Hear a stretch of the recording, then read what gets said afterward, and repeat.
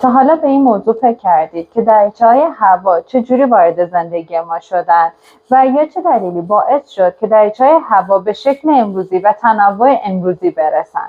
با ما همراه باشین تا پاسخ این دو تا پرسش رو با هم داشته باشیم.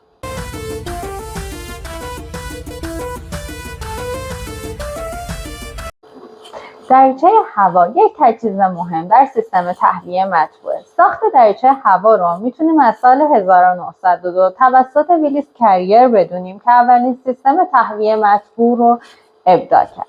تحقیقات و نظریات ایشان به صورت استاندارد کریر شناخته شده هستش. اما این تفاوت بین دریچه ها که به شکل امروزی در اومدن از کجا شروع شد؟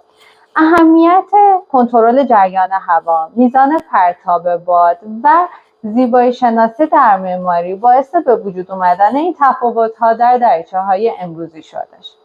دریچه‌های امروزی رو میتونیم به دو دسته تفکیکشون کنیم: دریچه‌های گرد و دریچه‌های چهارگوش. دریچه‌های گرد برای نصب روی کانال‌های گرد هستش و دریچه‌های چهارگوش برای نصب روی کانال‌های چهارگوش.